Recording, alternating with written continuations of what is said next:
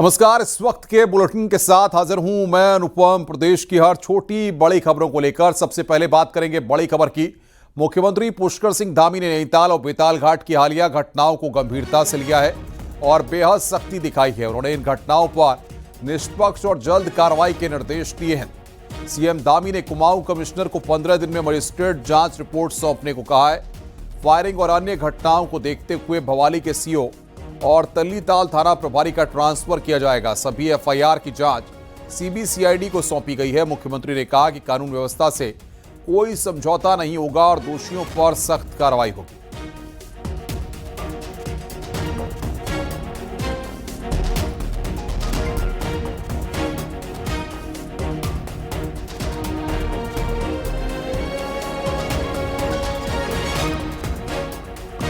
उत्तराखंड की गर्मियों की राजधानी गैरसैंण से बड़ी खबर है। यहां विधानसभा के अंदर अभी भी कांग्रेस का धरना चल रहा है और कांग्रेस नेताओं ने ऐलान किया है कि वे रात भर धरने में डटे रहेंगे और विधानसभा के अंदर पूरी तरह रात धरना देंगे। इससे पहले विधानसभा में दिन भर हुए हंगामे के बाद सीएम पुष्कर सिंह धामी ने नेता विपक्ष यशपाल आर्य और सीनियर कांग्रेस नेता प्रीतम सिंह से फोन पर बातचीत की और उनकी मांगों को लेकर चर्चा की है। सीएम धामी ने भरोसा दिया है कि जो भी उनकी मांगे हैं उन पर कार्रवाई के लिए निर्देश दिए जा चुके हैं और नेताओं से धरना खत्म कर विधायक आवास में लौटने की अपील की है। हालांकि ये बातचीत बेनतीजा रही और कांग्रेस विधायक अपनी मांगों पर अड़े हुए हैं। कांग्रेस और अन्य विपक्षी विधायकों की मांग है कि नैनीताल के डीएम का ट्रांसफर किया जाए और एसएसपी को सस्पेंड किया जाए। साथ ही फर्जी मुकदमे वापस लेने की भी मांग की है। नैनीताल में पंचायत चुनाव के दौरान हुए अपहरण कांड के बाद ये मामला विधानसभा में भी तूल पकड़ा हुआ है और कांग्रेस विधायक अभी भी विधानसभा के अंदर धरना दे रहे हैं।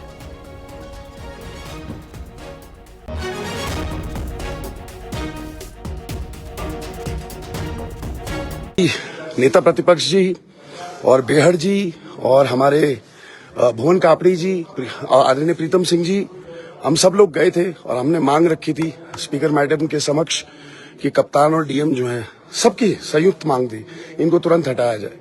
अब लेकिन कोई जवाब नहीं आया तो हमने उनसे कहा कि आज रात हम विधानसभा में यहीं पे बिताएंगे। ये हमारा प्रण है। आप सबने बहुत हमारा साथ दिया, बहुत बहुत उसके लिए धन्यवाद। उत्तराखंड विधानसभा में हंगामे के चलते प्रश्नकाल नहीं हुआ। वहीं शोरगोल के बीच सरकार अनुपूरक बजट समेत 9 बिल ले आई, जिसमें अल्पसंख्यक एजुकेशन से जुड़ा महत्वपूर्ण बिल भी शामिल है। देखिए रिपोर्ट। देखिए, ये फ्री में प्रॉपर्टी नहीं बनती है। प्रॉपर्टी आप लोग तोड़ रहे हैं, इससे प्रॉपर्टी तोड़ रहे हैं आप लोग।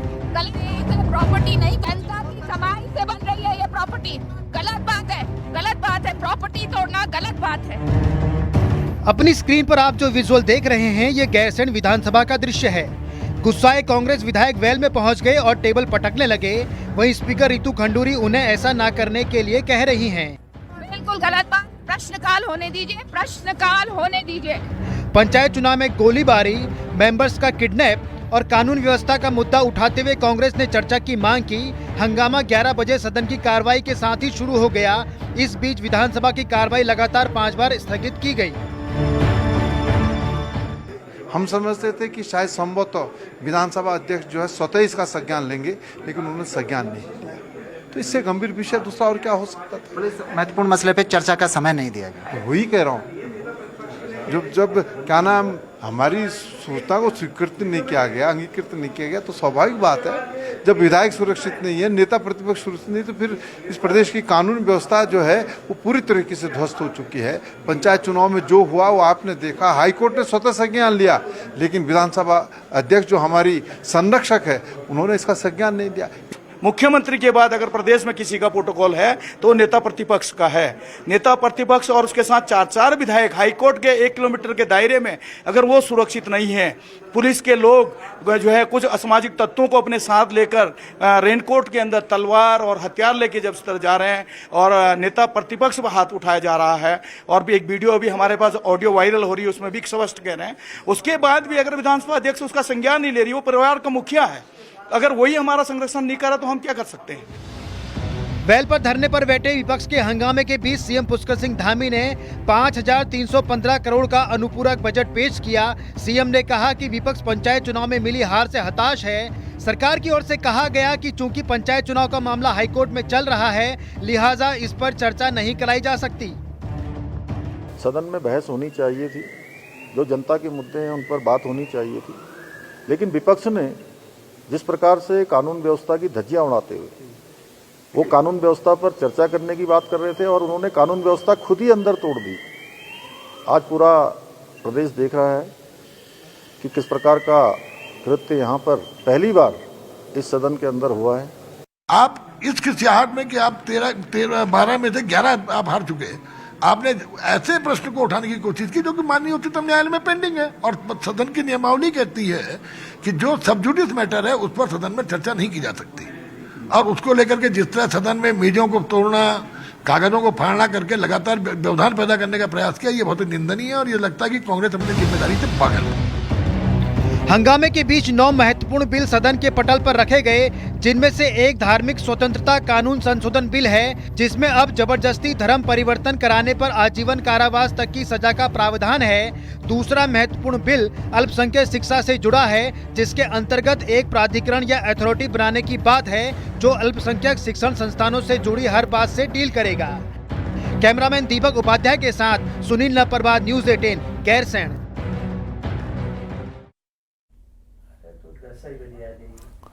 सरकार ने विपक्ष के हंगामे के बीच 9 महत्वपूर्ण विधेयक मंगलवार को सदन में पेश किए। इनको लेकर न्यूज़ 18 ने सीएम धामी से एक्सक्लूसिव बातचीत की। साथ मुख्यमंत्री पुष्कर सिंह धामी हैं। कुछ नए विधेयक हैं जिनको उत्तराखंड सरकार पहली बार इंट्रोड्यूस कर रही है, जिसमें लोकतंत्र सेनानी सम्मान विधेयक भी है। सर, 2-3 विधेयक बड़ी चर्चाओं में हैं, खासकर लोकतंत्र सेनानी सम्मान जो विधेयक है, क्या कुछ सर इसके अंदर है? क्या ये विधेयक विधानसभा में प्रस्तुत किया है, जिसमें उनकी पेंशन से लेकर अन्य सुविधाएं उसके तहत होंगी और मंत्रिमंडल में हम इसके बाबत पहले ही निर्णय ले चुके हैं। सर, आप अल्पसंख्यक शिक्षा विधेयक भी आप लोगों ने टेबल किया है। इसके तहत जो प्रावधान पढ़ने में आए कि जो अल्पसंख्यक स्कूल हैं, एक मानक उसमें यह भी है कि वो गैर अल्पसंख्यक को 15% से अधिक एडमिशन नहीं दे सकते। बहुत सारे स्कूलों का कहना है कि हमारे यहाँ तो अधिकतर गैर अल्पसंख्यक स्टूडेंट हैं। इसको सर कैसे आप लोग? देखिए, वो चूंकि ये विधेयक सभी को शिक्षा का अधिकार मिले, जैसे जनधन योजना सबको मिलती है, उसी प्रकार से शिक्षा का अधिकार भी मिले। और कांग्रेस के शासनकाल में जो ये प्रावधान किया गया था, जो विधेयक बनाया गया था, केवल एक मुस्लिम समुदाय को ही उसका फायदा मिलता था, जबकि अल्पसंख्यक समुदाय में सिख भी आते हैं, बौद्ध भी आते हैं, जैन भी आते हैं, पारसी भी आते हैं, उन सभी को इसका लाभ मिलना चाहिए। अल्पसंख्यक विभाग के अंतर्गत जो योजनाएं चलती हैं, उन योजनाओं का भी, शिक्षा में भी, और जो भाषाएं हैं, चाहे वो हमारी पंजाबी जैसे गुरमुखी बोली जाती है, फारसी में पाली बोली जाती है, इन सब भाषाओं को भी बढ़ावा देना और पारदर्शिता लाना, इसका मुख्य उद्देश्य है। मदरसों में बहुत सारे ऐसे मदरसे भी पाए गए जिसमें संदिग्ध गतिविधियां संचालित होती थी और ऐसे पाठ पढ़ाए जाते हैं, इस प्रकार का उनका प्रशिक्षण होता है, जो सच में कहीं न कहीं समाज और देश के लिए ठीक नहीं है। इसलिए हमने ये प्रावधान किया है कि 1 जुलाई 2026 से ये सभी जो चलने वाले ऐसे शिक्षा संस्थान हैं, उनको माध्यमिक शिक्षा परिषद हमारे बोर्ड से जो है पंजीकृत कराना होगा। उसके बाद अल्पसंख्यक कल्याण का एक प्राधिकरण जो हम गठित करेंगे, उस गठित से मान्यता प्राप्त करनी होगी, अन्यथा ऐसे संस्थानों को बंद करने का प्रावधान होगा। 2022 में धर्म स्वतंत्रता कानून में आपने प्रावधान किया था, उसको कठोर बनाया था। अभी सर क्या आवश्यकता महसूस हुई कि इसको दूसरी बार संशोधन करके आप और इसको कठोर बना रहे हैं? चूँकि हमारे यहाँ मतांतरण धर्मांतरण के विरोध में पहले से कानून था, लेकिन देवभूमि किसी भी कीमत पर ऐसे धर्मांतरण को कभी स्वीकार नहीं करेगी। देवभूमि का मूल अस्तित्व यहाँ का बना रहे। हर एक उत्तराखंडी चाहते हैं, उत्तराखंड के लोगों के अत्यंत दुनिया और देश के सनातनी भी चाहते हैं। इसलिए हमने इसको और सख्त बनाया है। उम्र कैद तक की सजा का प्रावधान किया है। 10 वर्ष से अधिक का सजा का प्रावधान किया है। कैमरा पर्सन दीपक उपाध्याय के साथ सुनील नौप्रभात, न्यूज़ 18 गैरसैंण। राज्य में पंचायत चुनाव में बिगड़ी कानून व्यवस्था पर उत्तराखंड हाईकोर्ट सख्त है। हाईकोर्ट ने अब राज्य के गृह सचिव और डीजीपी उत्तराखंड को 22 अगस्त को तलब किया है। कोर्ट ने बेतालघाट, उधम सिंह नगर के गोलीकांड समेत राज्य में कानून व्यवस्था की खराब हालत पर जवाब मांगा है। हालांकि नैनीताल में किडनैप कांड पर एसएसपी ने हाईकोर्ट में जवाब दिया, जिस पर कोर्ट संतुष्ट नहीं रही।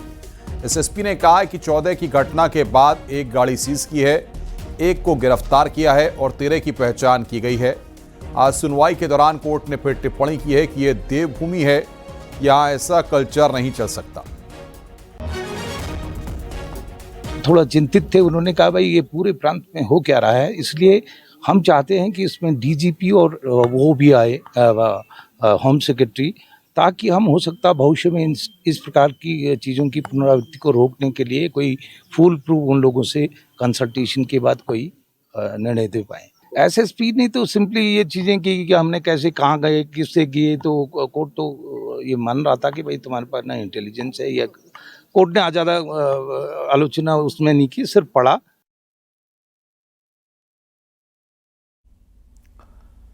नैनीताल से खबर है, जहां पर जिला पंचायत अध्यक्ष चुनाव का रिजल्ट जारी कर दिया गया। चुनाव अधिकारी ने रिजल्ट जारी किया है। बीजेपी की दीपा धर्मपाल को 1 वोट से जीत हुई है। दीपा कांग्रेस की पुष्पा नेगी को हराया है। वहीं उपाध्यक्ष पद पर कांग्रेस की देवकी बिष्ट की जीत हुई है। आपको बता दें कि नैनीताल में जिला पंचायत चुनाव के दौरान 14 अगस्त को कांग्रेस के 5 सदस्यों का अपहरण हुआ था। इसके बाद कुल 22 सदस्यों ने अपनी वोटिंग की थी। इसमें 11 वोट बीजेपी की दीपा धर्मपाल को मिले, तो कांग्रेस की पुष्पा नेगी को 10 ही वोट मिले और 1 वोट निरस्त हुआ है। वहीं उपाध्यक्ष पद पर कांग्रेस की देवकी बिष्ट और बीजेपी के बहादुर नगदली को 11-11 वोट मिले थे, जिस पर फैसला टॉस से हुआ है। हाईकोर्ट में मामला पहुंचने के बाद नैनीताल चुनाव अधिकारी ने कैमरों के साथ वोटों की गिनती की और रिजल्ट को कोषागार में रख दिया, जिसके बाद आज रिजल्ट घोषित किया गया। मेरी व्यक्तिगत जीत नहीं है, ये मेरी भारतीय जनता पार्टी की जीत है, जिसने मुझे सपोर्ट दिया, समर्थन किया और मुझे अध्यक्ष के रूप में, प्रत्याशी के रूप में मुझे उम्मीदवार बनाया। और मेरे साथ सब लोग जितने थे मेरे समर्थन, उनकी जीत है। ऋषिकेश के पास पौड़ी पुलिस ने नशे की पार्टी पर एक्शन लिया है। ये पार्टी एक रिसोर्ट में चल रही थी। इस दौरान पुलिस ने कार्रवाई करते हुए रेड मारी और मौके से 28 पुरुष और 9 महिलाओं को हिरासत में लिया। पुलिस ने मौके से शराब के साथ प्रतिबंधित नशीले पदार्थ भी बरामद किए हैं और सभी को जब्त कर लिया है। खबर है कि यहाँ इवाना रिसोर्ट में एक एग्रीकल्चर कंपनी की तरफ से पार्टी दी गई थी, जिसमें दुकानदारों को बुलाया गया था, जिस पर पुलिस ने कार्रवाई की है।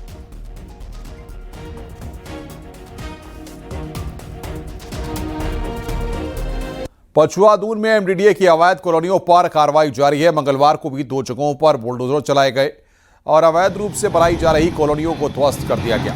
यहां शिमला बाईपास और सीलाकुई में 2 बड़ी अवैध प्लॉटिंग को ध्वस्त किया गया। कुल 25 बीघा जमीन पर टीम ने कार्रवाई की है और बुलडोजर से अवैध निर्माण को ध्वस्त कर दिया।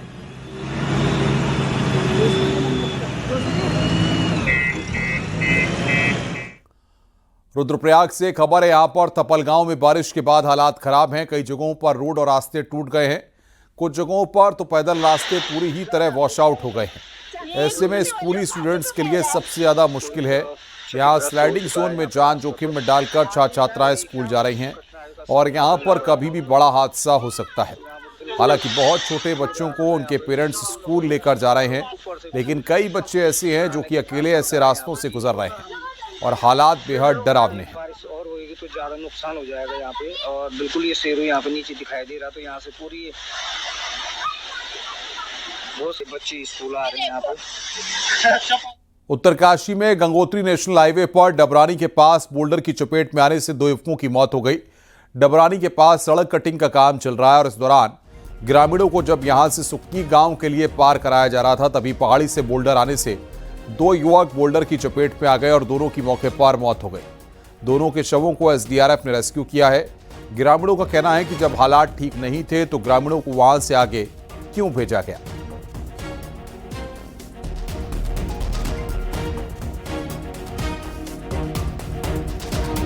न्यूज़ 18 पर हमने आपको दिखाया था कि कैसे सरकारी अस्पताल में डॉक्टर नॉन प्रैक्टिस अलाउंस लेने के बावजूद प्राइवेट प्रैक्टिस कर रहे हैं। मामले ने तूल पकड़ा तो जांच तो बैठाई गई, लेकिन आज तक सब अधर में है। देखिए रिपोर्ट।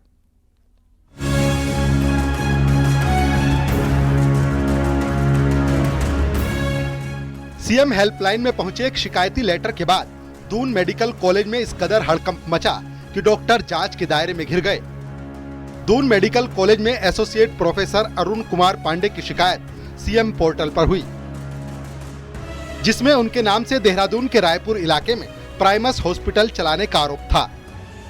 मामले ने तूल पकड़ा, जिसके बाद डॉक्टर अरुण पांडे ने अपना हॉस्पिटल होने से मना कर दिया, लेकिन अब कार्रवाई के डर से अस्पताल के सभी कर्मचारियों की सैलरी रोक दी गई है और इससे परेशान होकर कर्मचारी लेबर कोर्ट पहुंच गए हैं। अभी बीच में आ रहे थे मैम, अचानक से आना बंद कर दिया उन्होंने। अभी तो उनके मतलब ओपीडी वगैरह भी सब चल रहा था, पेशेंट भी थे उनके, अब अचानक से आना छोड़ दिया उन्होंने। हम गए थे उनके पास, उनकी वाइफ के पास। उन्होंने कहा कि पहले तो बोल दिया कि हाँ हम साइन कर देंगे, सैलरी मिल जाएगी, बट उसके बाद ऐसा अचानक बोला उन्होंने कल कि चाहे कुछ भी कर लो सैलरी नहीं मिलेगी। मेरी और मैनेजर की सैलरी 3 महीने से होल्ड है।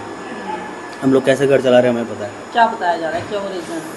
कि उनके एडवोकेट ने मना किया है कि साइन कर दो, डॉक्टर अरुण पांडे सर के। अच्छा, तो यहीं बैठते थे पहले? हाँ, वो हॉस्पिटल के डायरेक्टर है, को डायरेक्टर है।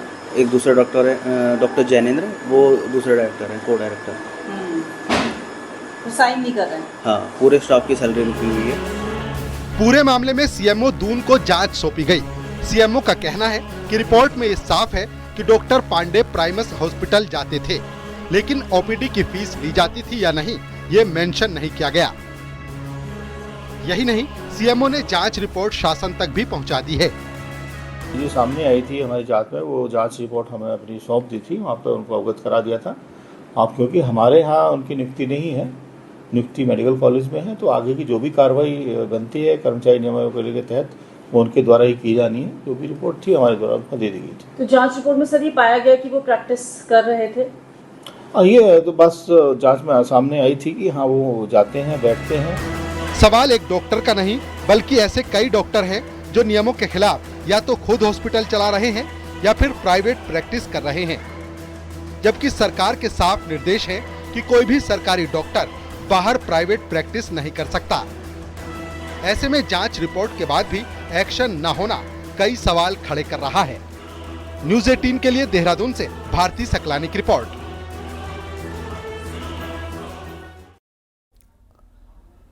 रामनगर के बैलपड़ाव क्षेत्र में गुलदार का आतंक है। सिमलचौड़ गांव गुलदार का चहलकदमी से लोग डरे हुए हैं। यहां एक घर के बाहर लगे सीसीटीवी में गुलदार कैद हुआ। वहीं गांव के लोगों ने वन विभाग से जल्द गुलदार को पकड़ने की मांग की है।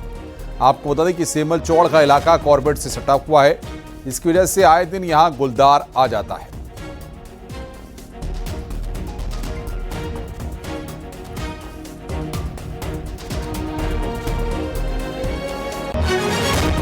और आइए अब देखते हैं पहाड़ की 10 बड़ी खबरें। पहाड़ टॉप 10। कोटद्वार में पहाड़ ने पुलिस ने खुद को फौजी बताकर युवती को शादी का झांसा देकर 1,25,000 रुपए की ठगी करने वाले गिरफ्तार किए हैं। आरोपी की अल्मोड़ा से गिरफ्तारी हुई। उत्तरकाशी में मौसम साफ होते ही चिन्यालीसोड़ हवाई पट्टी से MI-17 द्वारा और मातली हेलीपैड से हेली से आपदा प्रभावित क्षेत्रों के लिए रसद भेजी गई। विकासनगर में बारिश के चलते यमुना और दूसरी नदियां उफान पर हैं, जिसके चलते लगातार डाक पत्थर बैराज से पानी छोड़ा जा रहा है। चमोली के दिवाली खाल में उत्तराखंड क्रांति दल प्रदर्शन किया। पंचायत चुनाव में हुए बवाल के साथ कई मुद्दों को लेकर यूकेडी ने अपना विरोध जताया। हरिद्वार में कानून व्यवस्था को लेकर कांग्रेस ने सरकार के खिलाफ प्रदर्शन किया। देवपुरा चौक पर हुए प्रदर्शन में महिला कांग्रेस की कार्यकर्ता भी मौजूद रही। हरिद्वार में गंगा नदी उफान पर है और पहाड़ों से पेड़ और लकड़ी के लट्ठे बहकर आ रहे हैं। ऐसे में कुछ लोग जान जोखिम में डालकर इन लकड़ियों को पकड़ रहे हैं। चमोली के बद्रीनाथ धाम वाली रोड पर कार से स्टंट करने वालों पर एक्शन हुआ है। पुलिस ने स्टंट कर रहे युवकों को गिरफ्तार किया। रुड़की के पिलान क्लियर में 757वां सालाना उर्स की तैयारी शुरू होने जा रही है। प्रशासन ने मेला क्षेत्र और आसपास से अतिक्रमण को लेकर अभियान भी चला रही है। रुड़की में तहसील दिवस का आयोजन किया गया, जिसमें 36 शिकायत दर्ज हुई। कई समस्याओं का मौके पर ही समाधान किया गया। पौड़ी में डीएम की अध्यक्षता में केशवर ब्लॉक में तहसील दिवस का आयोजन हुआ, जिसमें विभिन्न विभागों से संबंधित 40 शिकायतें दर्ज हुई, जिनमें से ज्यादातर शिकायतों का मौके पर समाधान किया गया। रुक रहे हैं ब्रेक के लिए। खबरों का सिलसिला लगातार जारी है।